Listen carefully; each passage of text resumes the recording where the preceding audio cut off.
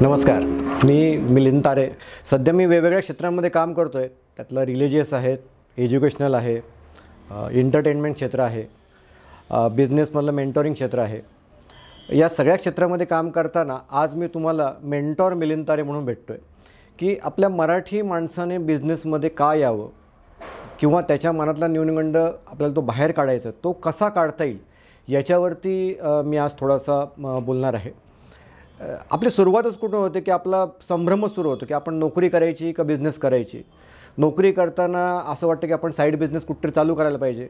माझी खूप इच्छा आहे बिझनेस करायची, पण नेमकं होतं काय की मला कसा करायचं माहीत नाही, कोण मला मदत करेल माहीत नाही, मी केल्यानंतर सक्सेस होईल की नाही ते माहीत नाही. तर या सगळ्या गोष्टींकरता कसं आहे की तुम्हाला जर कोणी एक चांगला मेंटॉर मिळाला किंवा तुम्हाला काही चांगल्या टिप्स मिळाल्या तर मला निश्चितपणे वाटतं की तुम्ही सगळेच्या सगळे बिझनेसमध्ये येऊ शकता. आता बिझनेस कोण करू शकतो? खूप लोकांना एक असतं की काही वेळा शिक्षण घेऊन झालेलं असतं आणि शिक्षण घेऊन झाल्यानंतर त्यांना वाटतं की आपली लाईनच चुकली. जनरली मेडिकलवाले किंवा डॉक्टर, इंजिनिअरिंगवाले जे आहेत सगळे लोक, त्यांना हे नेहमीच वाटतं की मी मेकॅनिकल म्हटले होते, घरातले म्हटले, आईवडील म्हटले, मित्र म्हटले, हा कोर्स खूप भारी आहे, जा घे ॲडमिशन. आणि कोर्स झाल्यानंतर त्याला कळतं की हे काही मला झेपत नाही किंवा मला याच्यामध्ये इंटरेस्टच नाही. मग असे लोक जे आहेत या लोकांना फ्रस्ट्रेशन खूप लवकर येतं. तर तुम्ही अजिबात काळजी करू नका. तुम्हाला जर कुठलाही बिझनेस कुठल्याही वयाच्या कुठल्याही लेव्हलला करायचा असेल तरी तुमच्या शिक्षणाचा आणि बिझनेसचा काहीही संबंध नसतो. बिझनेस सक्सेस होणं आणि शिक्षणाचं काही नाही. अर्थात काही जे प्रोफेशन आहेत त्याला तुम्हाला शिक्षण लागतं, जसे वकील आहे, डॉक्टर आहेत, इंजिनिअरिंग असेल, आर्किटेक्ट असेल, तर यांना तुम्हाला पर्टिक्युलर शिक्षण घेतल्यानंतरच त्या बेसवरती तुमचं केस पास होणं. किंवा म्हणजे मी डॉक्टर नसताना तुम्ही जर मला म्हटलं की तुम्ही छान डॉक्टर इंजेक्शन देऊ शकतो, तुम्ही घ्या, तर तुम्ही घेणार नाही. तर पहिले विचार की तुम्ही डॉक्टर आहात की नाही, इथून होईल. पण हे 3-4-5 बिझनेस प्रोफेशनल सोडले तर बाकी सगळे 99% बिझनेस कोणीही करू शकतो. बरं, त्याला वयाची वाट पण काही नाही की तुम्ही आता 15 वर्ष आले आहेत, 18 वर्ष आले आहेत, तुम्ही कुठलाही बिझनेस चालू करू शकता. तुम्ही रिटायर झालेला आहात, तुम्ही नोकरी सांभाळून पार्ट टाईम करायचं, तुम्ही गृहिणी आहात, या सगळ्यांसाठी बिझनेस करता येतो. मग आता बिझनेसचा वॉर्मअप कसा करायचा हे सगळ्यात पहिलं की बिझनेसची मानसिकता जी आहे. मी आता जे एक बिझनेस सिक्रेट नावाचं पुस्तक आहे त्याच्यामध्ये बिझनेसचा वॉर्मअप नावाचं एक मी चॅप्टर टाकलेला आहे. तो बिझनेसचा वॉर्मअप जो आहे तो फार महत्त्वाचा आहे. मानसिकता तुम्ही एकदा घडवली की तुम्ही ऑटोमॅटिक त्या बिझनेसमध्ये जाऊ शकता. आता सगळ्यात पहिलं असतो की तुम्हाला कुठलाही बिझनेस करायचा असेल तर बिझनेसचा सर्वे करता आला पाहिजे. आणि सर्वेचं अगदी तुम्हाला साधं उदाहरण सांगतो की अगदी साधं एखादं खेडं असेल आणि खेड्यामध्ये तुम्हाला अगदी साध्यात साधा बिझनेस करायचा असेल, अगदी चहाची टपरी टाकायची असेल किंवा पान टपरी टाकायची असेल, तर त्याचा सर्वे कसा करायला पाहिजे तुम्ही की साधारणतः लोकसंख्या त्या खेड्याची किती 2000, म्हणजे त्याच्यातली मुलं असतील 400, म्हणजे 800 साधारणतः पुरुष असतील, 800 स्त्रिया असतील. हा झाला बेसिक सर्वे. आता तुम्हाला चहाची टपरी टाकायची म्हटल्यानंतर मुलं चहा पिणार नाही, लेडीज काही बाहेरून चहा पिणार नाही. 800 पैकी 200 लोक जे आहेत तेच बाहेर फिरत असतात. ग्रामपंचायतीचं ऑफिस असेल तर त्या ऑफिसच्या बाहेर टपरी टाकल्यानंतर तेच 200 लोक चहा पिणार आणि ते दिवसातून किती वेळा पिणार. हा तुमचा पहिला सर्वे झाला. दुसरा सर्वे असा आहे की समजा पानटपरी टाकायची, तर परत तेच गाव आहे, त्याच गावात तुम्हाला पानटपरी टाकायची. मुलं पान खाणार नाही, लेडीज पान खात नाही. 800 पैकी फक्त 100च लोक पान खातात, ते पण पान केव्हा संध्याकाळी 7 ते 8 वेळामध्ये जेवण झाल्यानंतर पारावरती आल्यावर खातात. मग तुम्ही काय करू शकता की दिवसभर मधल्या पीक पिरियडमध्ये तुम्ही चहाची टपरी टाका आणि संध्याकाळी 1-1.5 तासामध्ये पानाची टपरी टाका. म्हणजे तुम्हाला हा बिझनेसचं जे आहे ते नेमका कुठला करायचा, कसा करायचा आणि कुठे करायचा, आणि ह्या सगळ्यातनं तुमचं उदरनिर्वाह होत असेल तरच तो बिझनेस पुढे कंटिन्यू करण्यात मजा आहे. हे प्रत्येक क्षेत्रामध्ये, प्रत्येक बिझनेसमध्ये तुम्ही कुठलीही गोष्ट करायची हाऊस म्हणून, मौज म्हणून जे असतील त्या गोष्टी वेगळ्या असतात. त्याच्यात तुम्ही खिशातून पैसे टाकणार असाल तर त्याच्याबद्दल काही प्रॉब्लेम नाही. पण खिशातून पैसे टाकता तुम्हाला उदरनिर्वाह म्हणून पाहिजे असेल, बिझनेस म्हणून पाहिजे असेल, प्रोफेशन म्हणून पाहिजे असेल, तर त्याच्यामधनं तुम्हाला उत्पन्न मिळणार आहे का नाही याचा तुम्ही सर्वे करायलाच पाहिजे. आता याच्यानंतरची तिसरी गोष्ट जी येते ना की ती कुठलीही गोष्ट म्हटलं की मॅन्युफॅक्चरिंग असेल तर कुठल्याही गोष्टीला एक पर्टिक्युलर कॉस्ट असते. आपण खूप वेळा ऐकतो की हे मी बनवलेलं आहे आणि मी कॉस्ट टू कॉस्ट द्यायला तयार आहे. आता कॉस्ट टू कॉस्ट द्यायला तयार, याचा अर्थ काय असतो की जी गोष्ट बनवण्यासाठी तुम्हाला जे काही रॉ मटेरियल लागलं, त्याच्यासाठी तुम्हाला लेबर लागला असेल किंवा त्याला तुम्हाला काहीतरी बाकीच्या वीज लागली असेल किंवा वेगवेगळे टॅक्सेस लागले असतील, तर हे सगळं मिळून जी काही किंमत तयार होते त्याला आपण कॉस्ट म्हणतो. आणि त्या कॉस्टवरती मग त्याच्यानंतर पुढे प्राईस ठरते. प्राईस ठरते तर प्राईजमध्ये परत एक पार्ट होतो MRP. म्हणजे एखाद्या गोष्टीची किंमत असते 100 रुपये आणि त्याची MRP असते समजा 160 रुपये. तर 100 ते 160 रुपयामध्ये बाकीचे लोक असतात. म्हणजे मग त्याच्यामध्ये कोण आला, रिटेलर आला, सुपर डिस्ट्रीब्युटर्स, हे जे सगळे प्रकार आहेत यांची चेन असते. आणि या चेनमध्ये तुम्ही मग काय त्यातला बिझनेस करणार असा त्यातल्या कुठल्या तरी एका चेनचा तुम्ही पार्ट बनता आणि मग ते 2%, 5%, 10%, 20% असं तुम्हाला त्याच्यामधनं मार्जिन मिळतं. तर हा झाला कॉस्ट आणि प्राईस. पण तुम्हाला मित्रांनो तुम्हाला सांगतो की या दोघांमधनं मिळणारे पैसे जे आहेत, दोघांमधनं मिळणारं जे उत्पन्न आहे हे अगदी ठराविक आहे. त्याला असं खूप काही वाढू शकत नाही. किंवा तुम्ही असं म्हणाल की त्याचा व्हॉल्यूम वाढल्याशिवाय तुम्हाला जास्त पैसे मिळणार नाही. हा एक प्रकार आहे. मग कमी पैशामध्ये, कमी वेळामध्ये जास्त पैसे मिळवायचे असतील तर तुम्हाला त्या बिझनेसमध्ये व्हॅल्यू ॲडिशन झालं पाहिजे. आता व्हॅल्यू ॲडिशन म्हणजे काय की तुम्ही तुमच्याकडे असलेली गोष्ट जी आहे ती तेवढ्याच पैशामध्ये तुम्हाला तो खर्च येतो आहे, पण त्याच्यापेक्षा खूप जास्त पटीने तुम्हाला विकण्याचं टेक्निक कळतं आहे किंवा लोकांना घेणाऱ्याला असं वाटतं की ही गोष्ट याच्याकडनं घेतलं की मला जास्त फायदा आहे. हे झालं व्हॅल्यू ॲडिशन. आता व्हॅल्यू ॲडिशन शब्द सांगायला सोपं आहे. तुम्हाला नंबर ऑफ प्रोडक्ट्स आहे, नंबर ऑफ बिझनेस आहे, त्यातलं मी अगदी साध्यात साधं उदाहरण तुम्हाला सांगतो की भाजीवाला आहे. आता भाजीवाला जो असेल तर आपण गेल्यानंतर मार्केटमध्ये आपण हे पाहतो की सगळ्या भाज्या अशा एका ठिकाणी रचून ठेवलेल्या आहेत. तर ही त्याची विकायची पद्धत. आता याच्यामध्ये व्हॅल्यू ॲडिशन करायचं. काय करायचं की तो बसल्या बसल्या सगळे ढीग वेगवेगळे ठेवतो. म्हणजे काय झालं, त्याला काही वेगळा श्रम, काही फक्त तिथलं बसल्या बसल्या काम केलं, त्याने फक्त श्रम केलं, त्याला वेगळा वेळ लागलेला नाही. आता ते तुम्ही जर एखादी बाईकवरून आलात आणि जे एका ठिकाणी सगळ्या भाज्यांचं मिक्स ढीग पडलेलं आणि एका ठिकाणी वेगवेगळं सॉर्टिंग केलेलं आहे, तर ऑब्व्हियसली तो माणूस त्या सॉर्टिंग केल्याकडे जातो आणि लगेच घेतो. हे झालं पहिलं व्हॅल्यू ॲडिशन. काही न करता ग्राहक तुमच्याकडे आकर्षित करायचं पहिलं व्हॅल्यू ॲडिशन. म्हणजे असे 2 दुकानं असतील तर याच्यापेक्षा त्याचा बिझनेस 10% नक्की जास्त होणार आहे. आता त्याच्या पुढचं व्हॅल्यू ॲडिशन बघा कसं होतं. बसल्या बसल्या त्या गोष्टी तो सोलून ठेवतो. वाटाणे सोललेले आहेत. आजकाल गृहिणींना घरी गेल्यानंतर वाटाणे सोलायचे आणि मग त्याची भाजी करायची इतका वेळच नसतो, कारण ते ऑलरेडी नोकरी करत असतात, कुठेतरी बिझी असतात, काही ना काही चालू असतं. त्याच्यामुळे सोललेले वाटाणे मिळतात. आता सोललेले वाटाणे घेतले जातात तर त्याकरता सुद्धा त्याला दुसरं काही सेपरेट करावं लागलं नाही. बसल्या बसल्या रिकाम्या वेळेमध्ये त्याच वेळेमध्ये त्याने सोलून ठेवलेले, बरोबर आहे. आता सोललेले वाटाणे ही जर साधी भाजी त्या माणसाची 100 असेल तर सॉर्टिंग केलेली भाजी पण 100लाच जाईल. त्याच्यानंतर सोललेले वाटाणे मात्र तुम्हाला 110 रुपये नक्की, 120 रुपये नक्की देऊन जातील. हा झाला तिसरा व्हॅल्यू ॲडिशनचा पार्ट. आता त्याच्या पुढचं व्हॅल्यू ॲडिशन बघा की बसल्या बसल्या सोललेल्या गोष्टी जी आहेत त्याच्यावरती माश्या बसतील, डास बसतील, कीटक बसतील, तर तुम्हाला हायजेनिक पॉईंट ऑफ व्ह्यू ते जर एखाद्या रॅपरमध्ये रॅप करून ठेवलं तर माणूस पहिले आणखी तिथे येतो की नाही हे कसं त्याने सोलल्यानंतर लगेच झाकून ठेवलेलं आहे, त्यामुळे हे आपण घेतलंच पाहिजे. भाजीवाल्याचं चौथं जे आहे हे चौथं व्हॅल्यू ॲडिशन. आता तिथं बसल्या बसल्या तो परत डोकं लावतो की याच्याचमध्ये मी आणखी काय करू शकतो. आता लोकांना सिंगल भाजी आवडत नाही, ही एकदम मानसिकता. आपण तुम्ही घरीसुद्धा कोबी बटाटे मिक्स असते, गाजर मिक्स असतात, वांगे बटाटे मिक्स असतात. मग निवडलेली भाजी, सोललेली भाजी किंवा कापलेली भाजी ही त्याला घ्यायची असते पावशेरच किंवा अर्धाच किलो घ्यायची असते. पण त्याच्यामुळे तुम्ही ती तशीच मिक्स करून दिली, मिक्स केल्यानंतर रॅपर जर केलं तर मग त्याला त्याच्या पुढचं व्हॅल्यू ॲडिशन. बघा जी भाजी 100 रुपयाला होती ती 120 झाली, 130 झाली, 140 रुपये झाली. हे तिथं बसल्या बसल्या व्हॅल्युएशन. त्याच्यामध्ये वेगळं काहीही डोकं नाही, वेगळं असं काही वेगळं नॉलेज आहे मी आता काहीतरी वेगळं केलं असं नाही. पण बघा हळूहळू म्हणता म्हणता त्याचं प्रॉफिट 50%ने वाढलेलं आहे. ठीक आहे. त्याच्या पुढचं व्हॅल्यू ॲडिशन बघा कसं होतं. आता लोकांना त्याच्यावरती केल्यानंतर नाव लिहायला लावतं की या पॅकिंगमध्ये काय आहे. हल्ली जे मुलं भाजी घ्यायला येतात सांगतात की भाजी बाजारात जा, भाजी घेऊन या. तर मुलांना चाकवत, गंगाफळ, भोपळा, लाल भोपळा ह्याच्यामधले फळकच करणे. पालेभाज्यांची तर आणखी फार वाईट अवस्था आहे. म्हणजे माठ, तांदूळका, मेथी, शेपू ह्या गोष्टी जे आहेत ना पालेभाजी सांगून त्यांना सांगताच येत नाही की ही कुठली भाजी काय. पण घरून सांगितलं असतं येताना तू अशी अशी घेऊन ये. मग तो ते नाव वाचून घेतो. म्हणजेच काय की तुम्ही ते कॉम्बिनेशन केल्यानंतर त्याच्यावर ते नाव लिहिलं आहे. नाव लिहिल्यानंतर त्याला आणखी छान वाटतं की मी ही भाजी घेतलेली. हे झालं 5वं व्हॅल्यू ॲडिशन. मुलं म्हणजे थोडक्यात काय की ते मुलं तुमच्याकडेच येणार आहेत आणि म्हणणार आहेत की मला ही भाजी पाहिजे, यांच्याकडे नाव लिहिलेलं आहे. आता त्याच्या पुढचं व्हॅल्यू ॲडिशन बघा बरं का. हे मुलं आजकालची जी नवीन पिढी आहे ना ती खूप तल्लक आहे. त्यांना ते नुसतं नाव नाही पाहिजे असतं, त्याच्यामुळे त्यांना लगेच गुगल करायची सवय असते. मग तेच गुगल तुमचं टॅली पण करतात की आता समजा गाजर असेल तर गाजरावरती तुम्ही लिहिलं गाजर, मग त्याच्यापुढे गाजरामध्ये व्हिटॅमिन कुठलं असतं. मग व्हिटॅमिन ए समजा त्याच्यामध्ये असतं, त्याच्यामुळे तुमचे डोळे चांगले असतात.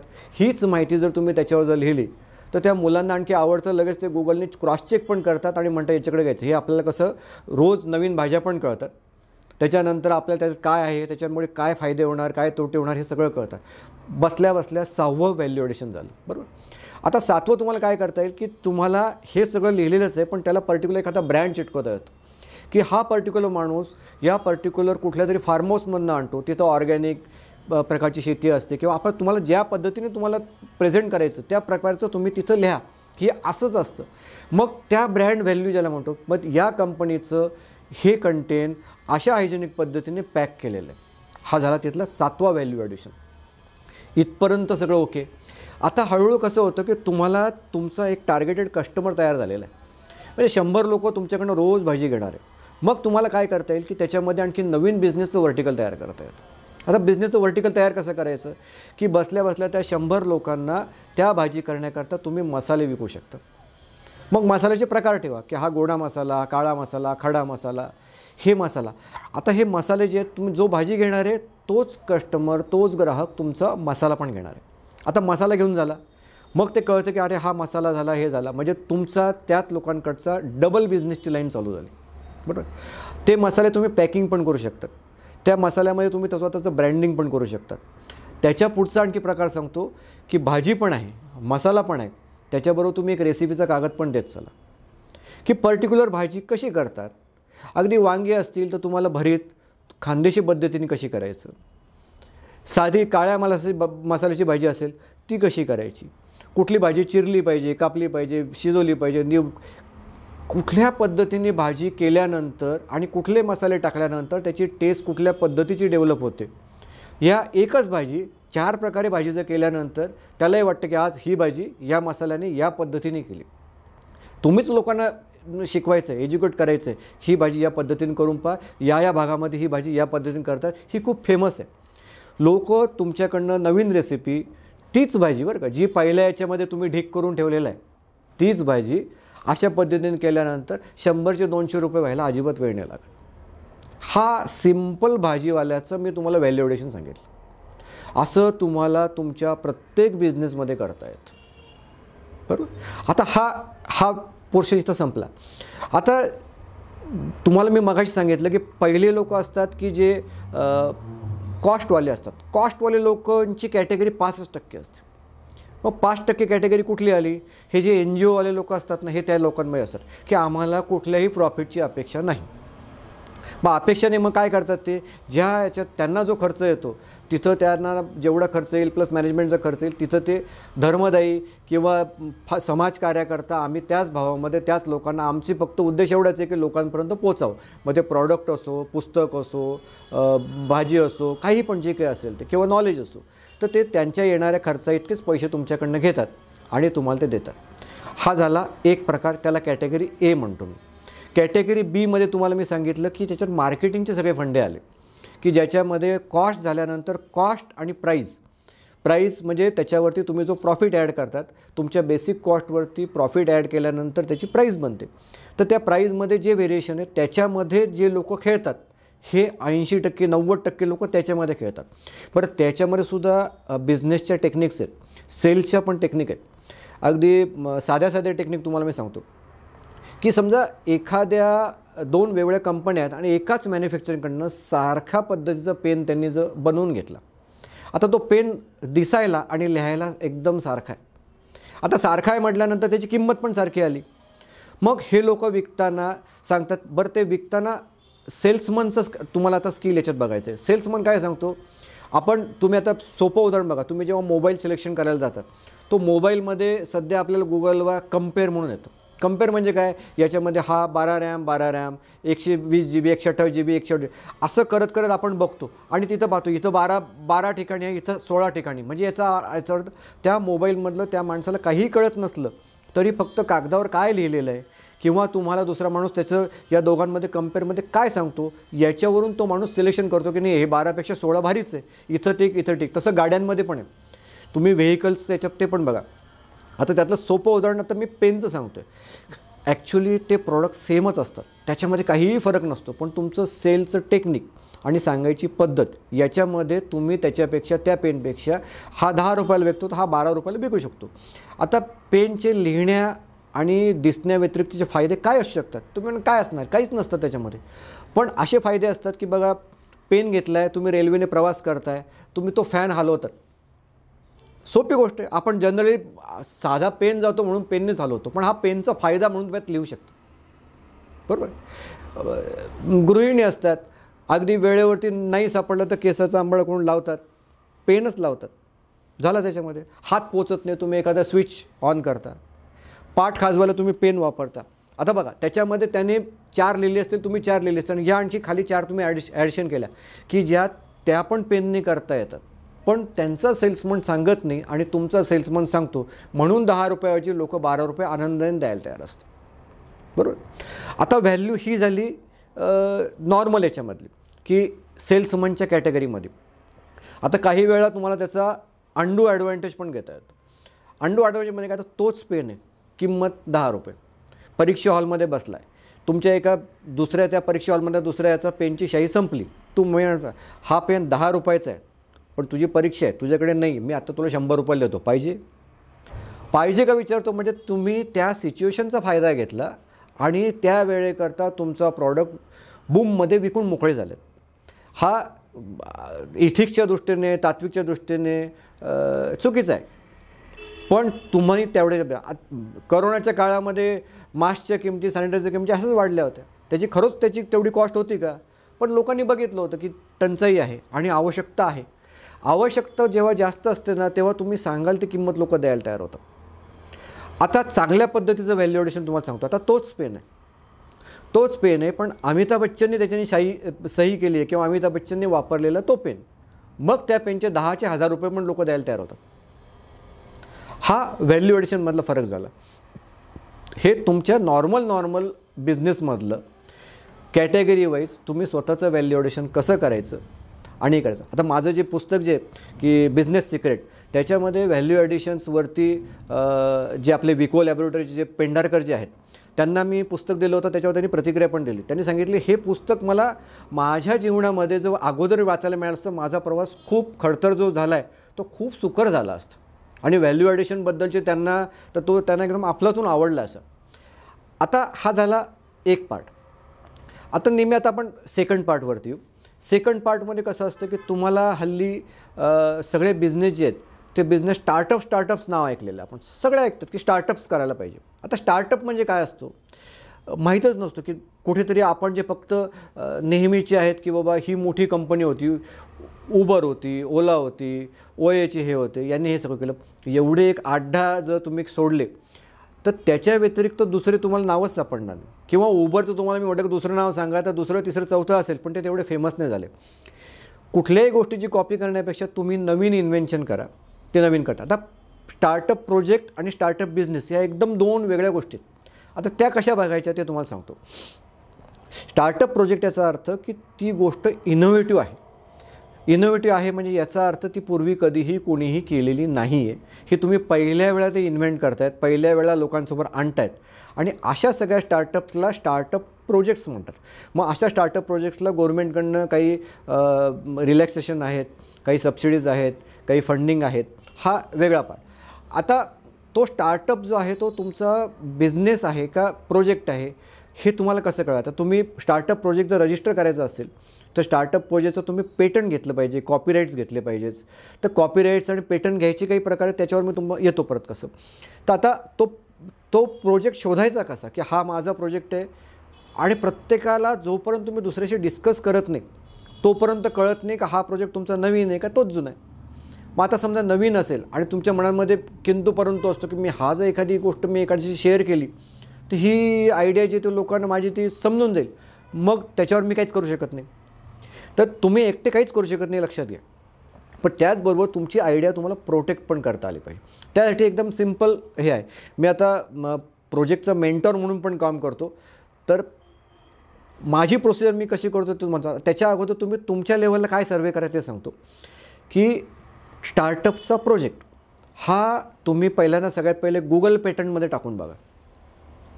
गुगल पॅटर्नमध्ये टाकल्यानंतर तुम्हाला 1,00,000, 1,50,000, 2,00,000, 5,00,000 असे जर तुमचे रिझल्ट दिसले तर समजायचं तुमची आयडिया खूप काही नवीन नाही आहे. ही खूप लोकांनी खूप वेगवेगळ्या पद्धतीने अगोदर केलेली. मग तुम्ही अभ्यास करू शकता की यांनी एवढ्या पद्धतीने केलेत आणि माझ्या पद्धतीने केलेली ही गोष्ट याच्यामध्ये अजून नाही आलेली. तर तुम्ही पेटंटच्या त्या लेवलपर्यंत जाऊन इथपर्यंत झालेलं आहे, म्हणजे चाकाचा शोध लावून झालेलापर्यंत तुमचं पेटंट झालं, तुम्ही गाडीचा शोध लावू शकता. याच्याच पुढची गोष्ट जी आहे ती तशी येऊ शकते. जी गोष्ट WIPO नावाची साईट आहे त्याच्यामध्ये पण बघू शकता. माझ्या पुस्तकामध्ये मी डाटाबेस असलेल्या 12 आणि नॉन डाटाबेसच्या 5 अशा 17 साईट दिलेल्या. त्या 17 साईटवर जाऊन तुम्ही तुमची गोष्ट इन्व्हेंट जी केली ती तुम्ही सर्च करून बघा. सर्च केल्यानंतर त्याच्यामध्ये सगळ्या याच्यात फिल्टर होत तुमची जर हे आली तर 101% तुमची आयडिया ही इनोव्हेटिव्हच आहे आणि त्याच्यामधनं खूप चांगले पैसे मिळतात. अच्छा, तुमचं डोकं चांगलं असेल तर तुम्ही फक्त आयडिया शोधायचं, त्याच्यावरची सोल्युशन काढायचं, एवढंच काम करा. सगळ्यांना सगळ्या गोष्टी जमत नाही. त्याचे तुम्हाला मी उदाहरण पण सांगतो. एक आमचे मित्र आहेत, तर 98-99 मधली गोष्ट असेल की त्यावेळेला ATMचे कार्ड्स आपले असतात आणि ATMचे कार्डमध्ये आपण ATMमध्ये कार्ड टाकतो आणि पैसे घेतो. पैसे घेतल्यानंतर काय होतं तर सगळ्यात पहिली साधी प्रोसिजर आहे की तुमच्या मोबाईलला तो मेसेज येतो की एवढे पैसे तुमच्या अकाउंटमधून असे झाले, तुम्ही एवढे विड्रॉ केलेले. ही काय झाली, ही सिम्पल गोष्ट. बरं, याच्यात खूप काही आहे का? काही नाही. पण या गोष्टीचं, ह्या प्रोसिजरचं तुम्हाला पेटंट घेता येतं, कॉपीराईट्स घेता येतात, प्रोसेसचे कॉपीराईट्स घेता येतात. तर हा पेटंटच्या अंडर, प्रोसेसच्या अंडर येणारा पार्ट आहे. आमच्या मित्रांनी 1998-99च्या काळामध्ये हे पेटंट केलं, त्यांच्या नावाने ते प्रोसेस मिळालं पण होतं आणि फक्त नाम मात्र 50,000 रुपयाला त्यांनी ते HDFC बँकेने त्याच्याकडे ते विकत घेऊन टाकलं. केव्हा त्या बँकेतल्या त्या माणसाला विजन होतं की या आयडियाचं पुढे जाऊन काय होऊ शकतं. यू विल नॉट बिलीव्ह की 5-10 हजार 15,000 कोटीच्या वर HDFC बँक दुसऱ्या बँकांकडनं रॉयल्टी अजूनही घेते फक्त या एका शोधाकरता. त्यामुळे तुमचं काम काय की तुम्ही फक्त शोध लावा किंवा शोध तुम्हाला वाटलं की माझी ही आयडिया आहे, ही आयडिया खरंच नवीन आहे की नाही, तर ती नवीन आहे की नाही हे शोधून द्यायचं पण आम्ही तुम्हाला काम करून देऊ शकतो. त्याच्यासाठी पेटंट, IPR कसा घ्यायचा, काय घ्यायचा याचा आम्ही गायडन्स पण देतो. आमची 70-80 लोकांची आम्ही एक फाउंडेशन पण तयार केलेलं आणि विद्यार्थी लोक असतील तर विद्यार्थी लोकांना आम्ही 3 वर्ष सपोर्ट देऊन स्पॉन्सरशिप द्यायचा पण विचार करतो. पण विद्यार्थी नसतील, बाकीचे जे कोणी असतील त्यांच्यासाठी आपण पेड सर्व्हिस पण करतो. आणि विद्यार्थी लोकांनी भल्या आयडिया जे असतात ते तुमच्यासमोर येतच असतात. तर त्या करत असताना ती आयडिया तुम्ही तिथे एकदा आली की त्या आयडिया झाल्यानंतर तुम्हाला पेटंट घ्यायचं. पेटंटचं मग 1 वर्षभरामध्ये तुम्ही ती आयडिया केल्यानंतर नुसतं माझी आयडिया म्हणून चालत नाही. तुम्हाला 1 वर्षामध्ये त्याची प्रोसिजर किंवा एखादा प्रोडक्ट करून दाखवावा लागतो, सबमिट करावा लागतो. त्याच्यानंतर त्याच्यावरती ऑब्जेक्शन्सवर येतात. सिमिलर टाईपचे लोकांचे काही प्रोजेक्ट्स आहेत का ज्याच्यामुळे त्यांचा पूर्वीचा पेटंट जो आहे तो हॅम्पर होऊ शकतो का, कोणाचा राईट्स हॅम्पर होऊ शकतो का, या सगळ्या गोष्टींचं केल्यानंतर साधारणतः 2.5 वर्षामध्ये तुम्हाला पेटंट मिळतं. पण 1 वर्षामध्ये त्यांनी प्रिन्सिपली ॲक्सेप्ट केले आणि ॲक्सेप्ट केल्यानंतर तुमचं काम चालू झालं आणि 1 वर्षामध्ये तुम्ही दाखल केलं तर तुम्ही सेफ, तुम्ही त्याच्यावर बिझनेस करू शकता.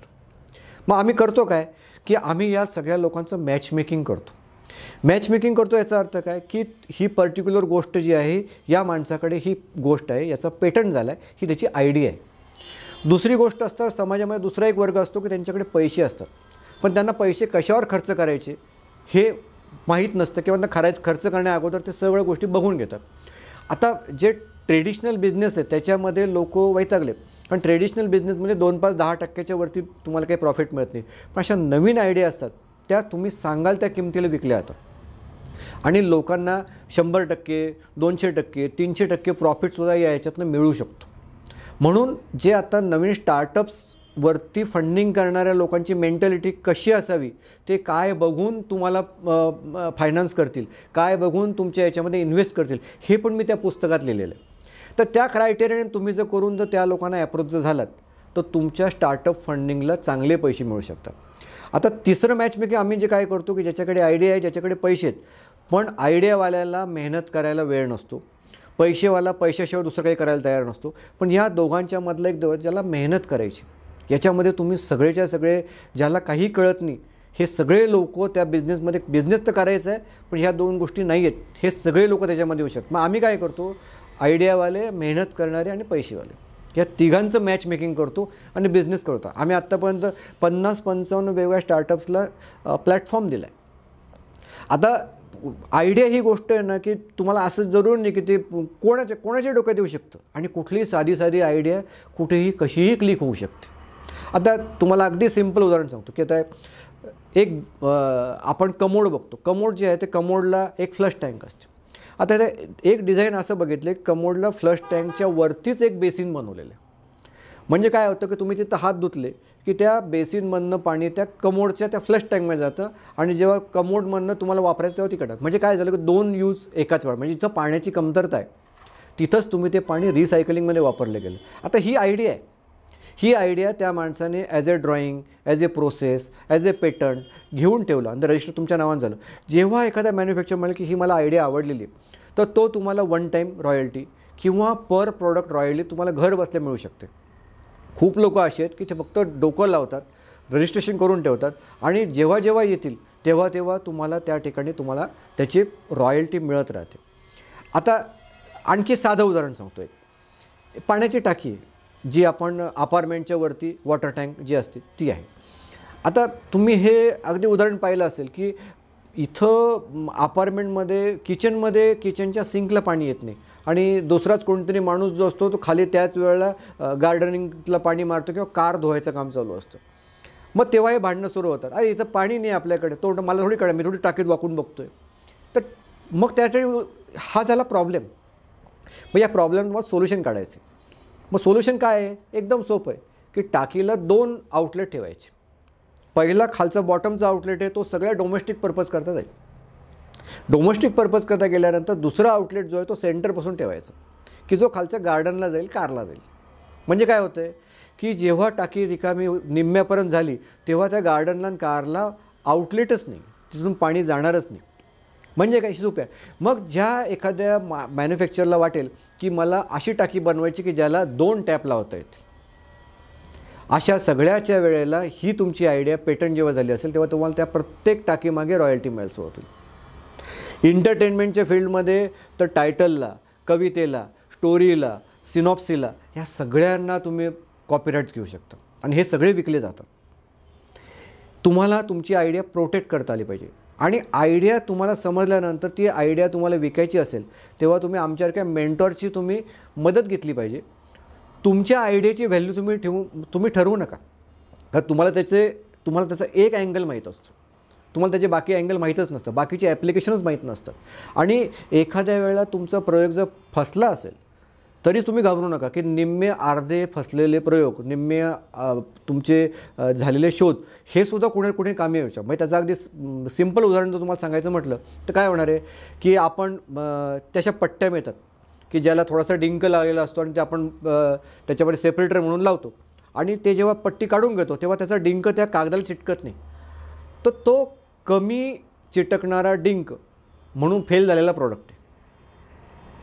पण त्याचं ॲप्लिकेशन इथं टाकल्यानंतर तो त्याच्यामध्ये यायला लागला.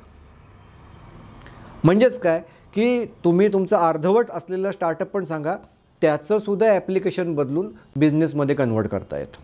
आता काही इंजिनिअरिंग बेस पण आहेत. सगळे स्टार्टअप्सला एकतर साधी आयडिया, कॉमन सेन्स किंवा तुम्ही समाजात बघत असलेले वेगवेगळे प्रॉब्लेम्स याच्यावरती काढणारं सोल्युशन, या सगळ्यांमधनं बिझनेस डेव्हलप होऊ शकतो. तुम्हाला फक्त तुमचे कान डोळे असे व्यवस्थित उघडे ठेवायचे आणि प्रॉब्लेम ऑब्झर्व करायचे.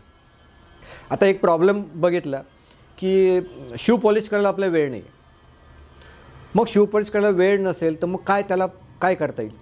तर मग एक तर तुम्हाला सगळ्यात हे की पहिल्यांदा तर ब्रश वगैरे घेऊन जे चकाचक करायचे त्याला 15-20 मिनटं लागायचे. मग आता इन्स्टंट पॉलिश आली, ती लिक्विडसारखी करते पण त्याची मजा त्याला येत नाही. हे सगळे प्रकार बघितले.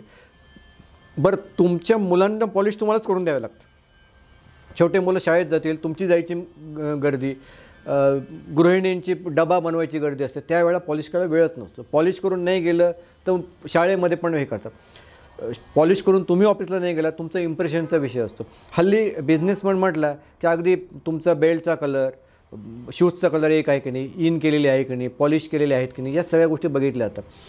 म्हणजे पर्सनॅलिटी हा वेगळा विषय, त्याच्यावरती आपण सेपरेटली बोलू.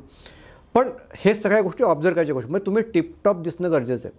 मग पॉलिश हा विषय कसा करता येईल, तर आमचे एक मित्र आहे पुण्याचे, त्यांनी हा पेटंट घेतलेला आहे. त्यांनी काय केलं, आपण जसं ओव्हनमध्ये आपण अन्न शिजवायला ठेवतो, डिश ठेवतो, गरम करायला पण ठेवतो, 30 सेकंद दाबतो, गरम झाल्यानंतर 30 सेकंदात ती गरम होऊन जाते.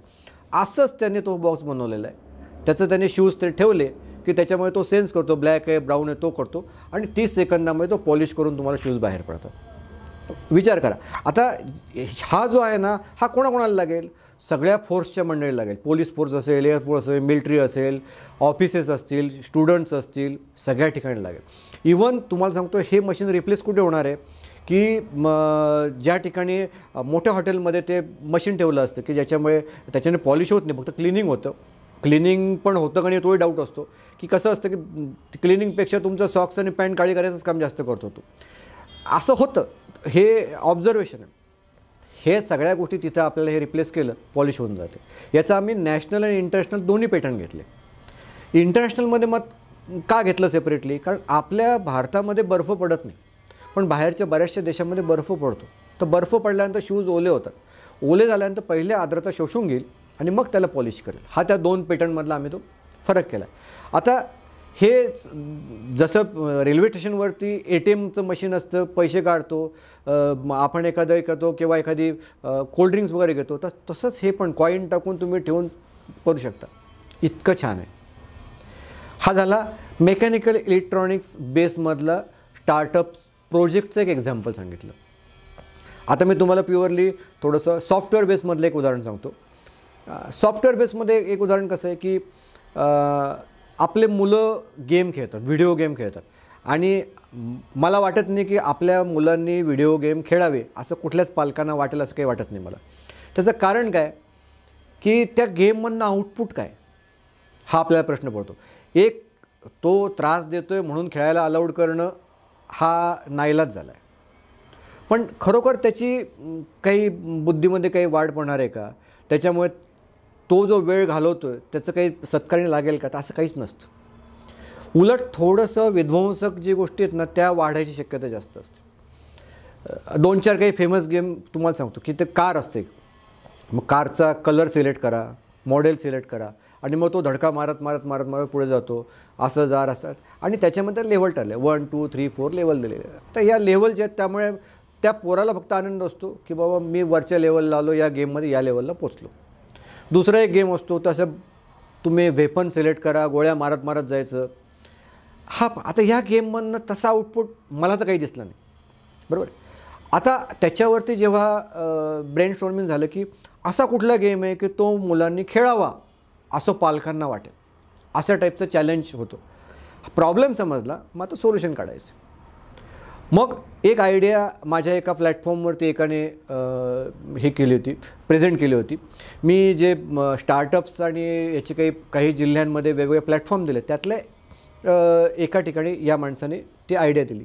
त्याने काय केलं की ह्या गेम जो आहे तो याच्यावर शतकांवर ठेवला आहे आणि कॅरेक्टरवरती ठेवला आहे, हिस्ट्रीवरती ठेवला आहे. आता हिस्ट्रीवर ठेवला म्हणजे त्यात काय करणार, तर त्याच्यामध्ये त्यांचं जसं कारमधली पहिली लेवल असते तसं याच्यामध्ये पहिली लेवल आहे, तुम्ही you have to select the year. मग आता 16वं शतक आपण सिलेक्ट केलं, त्याच्यानंतर आपण त्या कारचं कलर शोधतोय, मॉडेल फिक्स करतोय. इथं काय करायचं, तुम्हाला त्याच्यामधलं कॅरेक्टर घ्यायचं. आता 16वं शतक सुरू झालं म्हणजे छत्रपती शिवाजी महाराजांचा काळ सुरू झाला. मग त्यातलं तुम्ही एक लाल गाडी निवडायची असाल, तुम्ही एक कॅरेक्टर की तानाजी मालुसरे तुम्ही निवडले. मग तानाजी मालुसरेंनी इतिहासामध्ये जेव्हा कोंढाणा किल्ला जिंकण्यासाठी गेले, मग ते दोराने चढले, मग सैनिक पळून जाऊ नये म्हणून दोर कापून टाकले, ही जी सगळी हिस्ट्री आहे, ही जशीच्या तशी हिस्ट्री त्याने पास केली की त्याचं एक कॅरेक्टर झालं. मग तानाजी मालुसरे संपलं की बाजीप्रभू देशपांडे घ्या, असे वेगवेगळे कॅरेक्टर संपले की मग 16वं शतक जाईल, मग 17वं जाईल, 18वं जाईल, मग महात्मा गांधी येतील, आंबेडकर येतील, महात्मा फुले येतील, ह्या सगळ्या. आणि ह्यांनी ज्या ज्या गोष्टी केल्यात त्या सगळ्या गोष्टी तुम्ही जेव्हा कराल तेव्हा तुम्ही ती लेवल पास करता. किती छान कन्सेप्ट आहे. आपण ह्या आपल्या मुलांनी एक एक लेवल पास करावी याच्यासाठी आपणही वाट पाहू की अरे झाला बरं का यांचा छत्रपती शिवाजी महाराजांचा काळ, यांनी आता ही लेवल पास केली, याला हे सगळं नॉलेज आलं. शाळा कॉलेजमधनं पुस्तकांमधनं लोकांना पुस्तक वाचून कंटाळा येतो, त्यांना अशी जे ही गेमची गोडी आहे आणि हे नॉलेज पण आहे, हे जे फ्युजन आहे ना, हे खूप छान काम करून जातं. आता हा झाला सॉफ्टवेअर बेसमधला. आता तुम्ही म्हणाल की हे तर थोडंसं टेक्निकल चाललं आहे. आता तुम्हाला एक नॉन टेक्निकल गोष्ट सांगतो. चल, एक जो आहे तो सर्व्हिस बेसमधला हे सांगतो आहे. सर्व्हिस बेसमधला स्टार्टअप काय की समजा तुम्ही आता राहताय नाशिकमध्ये. आता नाशिकमधनं राहत असाल तर तुम्ही तुमच्या कारने प्रवास करणार. कुठे कुठे करणार? तर तुम्ही साधारणतः towards Dhule Jalgaon, towards Pune, towards Aurangabad, towards Mumbai, असे 4-5 रोड तिकडनं जाते. बरं, माणूस जेव्हा कारने प्रवास करतो ना, तेव्हा तो हार्डली 200 किलोमीटरच्या वर काही कार घेऊन जात नाही. अगदी तुम्ही कोणाचं चॅलेंज घेतलं असेल, काही घेतलं असेल तर भाग वेगळा आहे. पण generally most of the people जे आहेत ते फक्त त्या 200 किलोमीटरमध्येच प्रवास करतात. मग त्या 200 किलोमीटरमध्ये प्रवास करताना त्या माणसाला काय काय अडचणी येतात.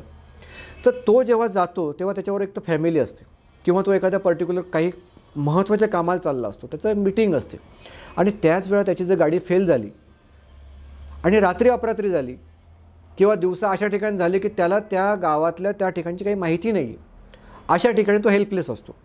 अशा सगळ्या लोकांना सर्व्हिस देण्याकरता याने ही कंपनी चालू केली, हेल्प माय कार. हे त्याचं स्टार्टअपचं नाव, स्टार्टअप बिझनेसचं नाव. आता हेल्प माय कारमध्ये नेमकं काय होतं, यांनी काय केलं आहे की त्या 200 किलोमीटरवरती दर 30 किलोमीटरवरती असा एक मेकॅनिकल शोधून ठेवला आहे की ज्याला 2 व्हीलर 4 व्हीलरचं चांगलं नॉलेज आहे, त्याचा KYC पाहून ठेवला आहे की त्याचं रेप्युटेशन चांगलं आहे.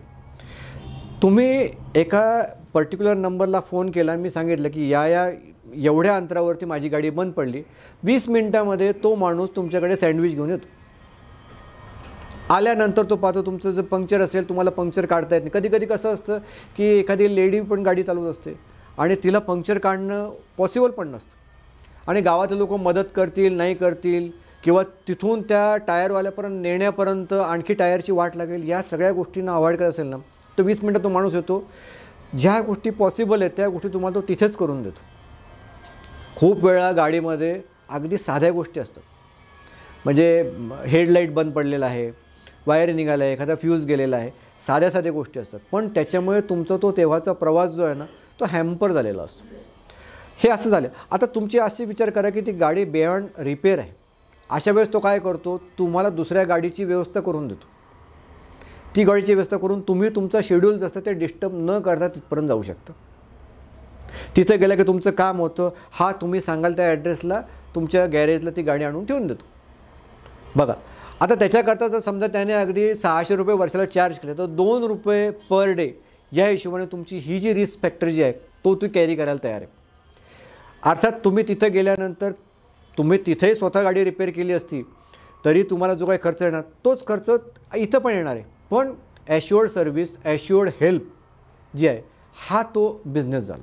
माझ्या पुस्तकासाठी मी जेव्हा नाव शोधलं तर बिझनेस सिक्रेट्स याचा अर्थ काय झाला की मी जेव्हा असे बिझनेसचे वेगवेगळ्या फोरमला मी लेक्चर्स देतो, मोटिवेशनल लेक्चर देतो, स्टार्टअप्स, मेंटॉर्स याच्यावरती लेक्चर्स देतो, तेव्हा सगळ्या लोकांकडनं जे कॉमन प्रश्न आले, मग हे कॉमन प्रश्न जे आहे त्याचे उत्तर कुठे दिले पाहिजेत.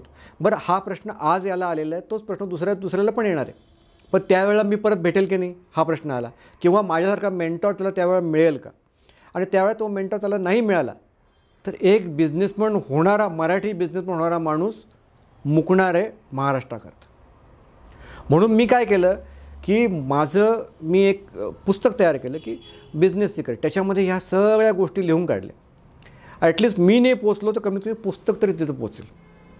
आणि पुस्तक पोचल्यानंतर मी एक व्रत घेतलं की हे पुस्तक कमीत कमी पुढच्या 3 वर्षामध्ये 10 लाख लोकांपर्यंत पोचवायचं. आणि 10 लाख पण नुसतं पोचवायचं आणि त्यातले 10,000 लोक जरी बिझनेसमॅन झाले की जे मराठी उद्योजक बनणार आहेत तरी मी जिंकलो. आणि तेच व्रत मी घेतले आणि त्याचकरता हे वेगवेगळ्या माध्यमं मी जे वापरतो आहे त्यातनं हे करतो. आणि अगदी त्याच्या पुढे जाऊन सांगतो की दरवेळेला मी बिझनेसमध्ये राहणार, ते पुस्तक बघणार, त्या पुस्तकासाठी मला तुम्ही कॉन्टॅक्ट करणार आणि ते मग मी किती तुमच्यासाठी करणार, कोणासाठी, लोकांसाठी. मला मी basically project management consultant civil इंडस्ट्रीकरता काम करतो आहे. माझा बिझनेस खूप छान आहे. म्हणजे महिंद्राचे इंडियातले जवळजवळ 50% प्लॅन मी उभे केले आहेत. आनंद ग्रुप केलेला आहे, कुंभमय इन्फ्रास्ट्रक्चर आहे, सह्याद्री हॉस्पिटलच्या चेन्स आहेत. हे सगळे माझे काम, माझा तो मेन डोमेन माझा तो वेगळा आहे. आणि हे जे आहे माझं मिशन आहे की ज्याच्यामध्ये मला समाधान मिळतं, म्हणून मी हे काम करतो आहे. मग याच्याकरता मी प्रकाशक पण असा निवडला आहे की तो POD बेसिसवरती काम करतो. म्हणजे तुमची ऑर्डर त्याला गेल्यानंतर प्रिंट ऑन डिमांडवरती तो सिंगल पुस्तकसुद्धा छापून तुमच्यापर्यंत पोचवायची व्यवस्था करतो. म्हणजे जेव्हा जेव्हा जी गरज लागेल त्याच्यामध्ये माझी इन्व्हेस्टमेंट नाही झाली, नाही तर मला 1000-2000 पुस्तकं स्टॉकमध्ये ठेवायचे, मग त्याचे करायची इन्व्हेस्टमेंट करायची. म्हणजे सोशल वर्क पण करायचं आणि इन्व्हेस्टमेंट पण करायची. याच्यापेक्षा मला दोन्ही करायचं होतं, पण त्यातला मार्ग शोधायचा म्हणून मी PODवाला प्रकाशक शोधला. म्हणजे तुम्हाला आता स्क्रीनवरती जो नंबर दिसेल तो त्या प्रकाशकाचाच आहे. आणि तो केलं की तुम्हीसुद्धा तुमच्या बिझनेसमध्ये अशा गोष्टी करा की ज्याच्यामध्ये तुमची इन्व्हेस्टमेंट कमी होईल, इन्व्हेस्टमेंट लागणार नाही. असे बिझनेस शोधा की ते ऑटो मोडला जातील. ऑटो मोडला याचा अर्थ तुम्ही तिथं असा की नसा त्याच्यातनं तुम्हाला कंटिन्यूज उत्पन्न येत राहील, रॉयल्टी येत राहील. अशा भरपूर बिझनेस आहेत आणि या सगळ्याच गोष्टींना पैसे लागतात असं नाही. माझ्यामधला एक चॅप्टर पण असा आहे की बिन पैशाने बिझनेस कसा करावा, असा एक चॅप्टर मी तो घेतलेला आहे. तो तुम्ही वाचा, त्याच्यातून तुम्हाला बऱ्याचशा प्रेरणा मिळतील की असा बिझनेस करायला पाहिजे. प्रत्येक गोष्टीची ॲडव्हर्टायझिंग होणं पण गरजेचं आहे. तुम्हाला ढोल वाजवता आला पाहिजे. तुम्ही छोटी गोष्ट जरी केली ना तर ती छोटी गोष्ट जर तुम्ही चांगल्या माध्यमांच्या याच्यातनं सांगितलं तर लोकांपर्यंत पोचते. लोकांना कळते ही छोटी गोष्ट केली आणि यांनी केलेली. त्याच्यापेक्षा मोठी गोष्ट ज्यांनी केलेली आणि त्यांनी हा असा ढोल जर नाही वाजवला तर त्यांच्या दृष्टीने लोक फक्त याला ओळखतात, त्याला ओळखतच नाही. त्यामुळे बिझनेसचा ढोल कसा वाजवायचा हा एक चॅप्टर मी माझ्या पुस्तकामध्ये दिलेला आहे, तो पण वाचणार काय. आता याच्या पुढे जाऊन एक चॅप्टर मी असा केलेला आहे की बिझनेसमन चुकतो कुठे, तर बिझनेसमध्ये लॉस का येतो किंवा बिझनेसमॅनच्या अशा कुठल्या सवयी आहे की ज्याच्यामुळे त्याचा बिझनेस सफर होतो, हा पण चॅप्टर मी त्याच्यामध्ये दिलेला आहे. याच्या पुढचा एक विषय सांगतो की ज्याला उद्योजक बनायचे, ज्याला मॅन्युफॅक्चरिंगमध्ये जायचं आहे, तर मॅन्युफॅक्चरिंगमध्ये जाण्याकरतासुद्धा प्लॉट घ्यावा लागेल MIDCचा. तर MIDCचा प्लॉट कसा घ्यावा, MIDCचे प्लॉटचे घ्यायचे काय फायदे आहेत, हे पण मी त्या पुस्तकात लिहिलेलं आहे. अच्छा, प्लॉट घेतल्यानंतर तुम्ही फॅक्टरी चालू केल्यानंतर त्याच्यामध्ये तुमचं जी लँड आहे ती कुठल्या झोनमध्ये येते त्याची एक लिस्ट पण दिलेली आहे मी. महाराष्ट्रामधले बहुतेक जिल्हे आणि तालुके त्याच्यामध्ये मी घ्यायचा प्रयत्न केलेला आहे. त्यामुळे तुमचा एरिया कुठल्या झोनमध्ये येते, ABCD, त्या कुठल्या झोनमध्ये आलं ना की तुम्हाला कुठली सबसिडी मिळते ते कळतं. जर तुम्ही तुमच्या बिझनेसमध्ये एक अमाऊंट जर तुम्ही त्याच्यामध्ये इन्व्हेस्ट केली असेल आणि त्याच्यामधला बराचसा पोर्शन जो आहे तो तुम्हाला सबसिडीच्या मार्गे जर गव्हर्नमेंटकडनं परत मिळणार असेल तर ती घ्यायला पाहिजे. आता हे गव्हर्नमेंट पण का करतं, तर त्यांनासुद्धा उद्योजक घडवायचे आहेत, त्यांना पण कुठेतरी डायरेक्टली इनडायरेक्ट मदत करायचीच आहे. म्हणून ते सबसिडी दिल्या जातं की आम्ही सबसिडी देऊ पण तुम्ही बिझनेस करा, तुम्ही मॅन्युफॅक्चरिंगमध्ये या, तुम्ही स्वतःचे उद्योग स्वतः करा, तुम्ही लोकांना नोकरी देणारे बना. या सगळ्यांसाठी मग MIDCचा प्लॉट घ्यायचा कसा, सबसिडी घ्यायची कशी, सबसिडीचे पण परत प्रकार आहेत बरं का. म्हणजे फूड इंडस्ट्रीकरता सबसिडी कुठली असते, ती किती मिळते ते पण त्यात मेन्शन केले. महिला वर्गांकरता सबसिडी कशी मिळते ते पण त्याच्यात लिहिलेलं आहे. तर तुमच्या कॅटेगरीनुसार कुठल्या युनिटला कशी मिळते याची पण माहिती त्याच्यात मी दिलेली. अच्छा, हे सगळं झाल्यानंतर त्याच्या पुढचा जो पार्ट येतो की एखादा बिझनेस मी वर्षानुवर्ष करतो आहे आणि त्याच्यामध्ये मी आता थोडा स्टॅग्नंट झालेलो आहे. म्हणजे काय की तुम्ही तुमची पद्धत बदललीच नाही आहे. मग ती पद्धत कशी बदलायची, तुम्ही तुमच्यामध्ये तुमच्या आत्ता एक्झिस्टिंग असलेल्या बिझनेसमध्ये काय बदल केला म्हणजे तुमच्या बिझनेसचा टर्नओव्हर वाढेल, किंवा बाकीचे लोक बदललेत ते तुम्हाला कळतच नाही. त्याच्यासाठी तुम्ही फायनान्शियल सोडून दुसऱ्या टाईपचं ऑडिट कसं करायचं त्याच्या काही ट्रिक्स मी त्याच्यामध्ये दिलेल्या आहेत. त्या ट्रिक्स जर तुम्ही अनुभवल्या, त्या अंमलात आणल्या तर तुम्ही तुमच्या बिझनेसमध्ये अपग्रेडेशन करू शकता. आणि ते अपग्रेडेशन झालं की ॲटोमॅटिक तो बिझनेस तुमचा लाईव्ह राहतो. अदरवाईज खूप बिझनेस जे आहेत ते सगळे हळूहळू तुम्हाला बंद झालेले दिसतात.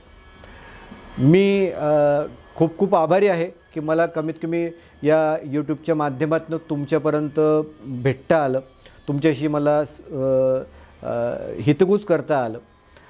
निश्चितच तुम्ही या गोष्टीचा फायदा घ्या.